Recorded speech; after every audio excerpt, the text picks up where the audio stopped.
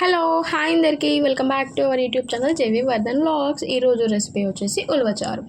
ఉలవచారుకి ఇక్కడ నేనైతే ఒక 500 గ్రామ్స్ ఆఫ్ ఉలవలు తీసుకున్నాను. దానికి 1.5 లీటర్ అయితే వాటర్ తీసేసుకున్నాను. వాటర్ తీసేసుకొని కుక్కర్లో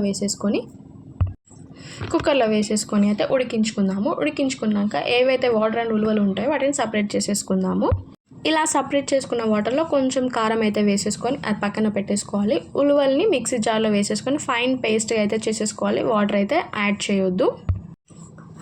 నెక్స్ట్ మనమైతే స్టవ్ మీద ఒక గిన్నె పెట్టేసి అందులో 2 టేబుల్ స్పూన్ ఆఫ్ ఆయిల్ వేసేసుకోవాలి. ఆయిల్ వేసుకున్నాక కొంచెం వేడైనాక అందులో జీలకర్ర ఆవాలు అయితే అండ్ ఎండుమిర్చి కూడా వేసేసుకున్నాను. ఎండుమిర్చి కొంచెం కలర్ అనేది చేంజ్ అవ్వాలి. ఈ గ్యాప్లోనైతే మనం ఏదైతే నానబెట్టుకున్నామో చింతపండు లెమన్ సైజ్ అంతా ఆ చింతపండు నుంచి జ్యూస్ అయితే తీసేసుకొని పక్కన పెట్టుకుందాము.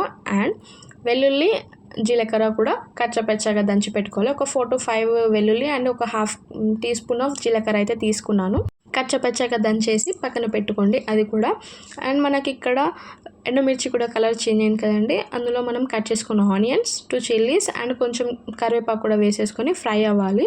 ఫ్రై చేసుకున్నాక ఇంతకుముందు మనం ఏదైతే కచ్చపచ్చగా దంచి పెట్టుకున్నామో గార్లిక్ అండ్ జీలకర్ర అది కూడా వేసేసుకోవాలి. అండ్ నెక్స్ట్ జీలకర్ర మెంతుల పౌడర్, పసుపు ఒక ½ టేబుల్ స్పూన్ వేసేసి కలుపుకోవాలి.